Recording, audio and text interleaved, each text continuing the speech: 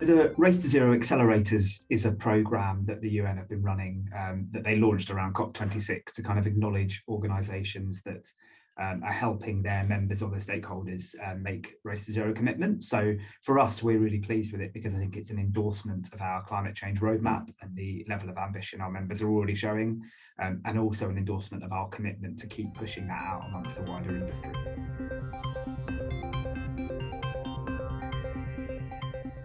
Really see a step change in the level of interest and effort that's being put into all the different aspects of climate change.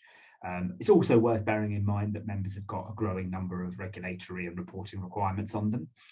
So a lot of this work is being prompted by regulators and other kind of standard setting bodies.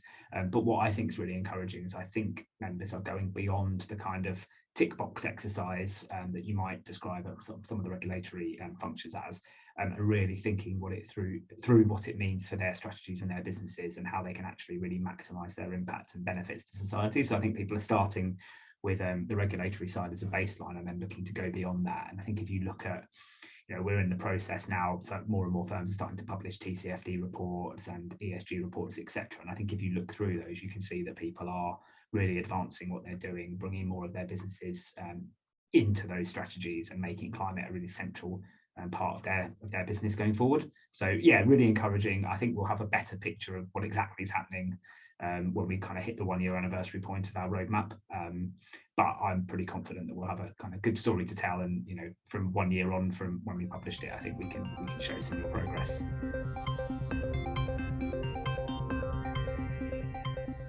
I think the biggest challenge is just the level of resource that you have to put into this.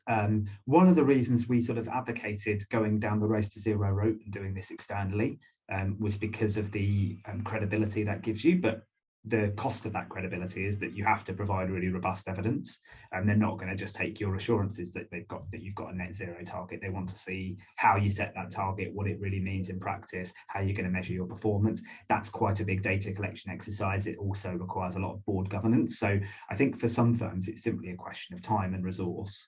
And practical challenges, working out who the best organisations are that could support them on that. One of the reasons we set our milestones in the roadmap for 2025 was that yes, there are some firms in the industry for whom this has been a priority for many years, and they're probably going to be well ahead of that timeline. But there are other firms that are committed to it, but in terms of the real granular detail, it's a relatively recent project, and it's not something you can just do overnight. And I think if it was, you probably would mean that it wasn't. Your processes weren't credible enough. So, in a way, it's a good thing that it's hard, but also in practice, it does require a lot of resource, a lot of time, a lot of commitment from different parts of the business. And it really is about aligning all those different functions right across from, the data side all the way across to kind of the risk assessment. So, it's a big project, and I don't think it's something that people can just do overnight.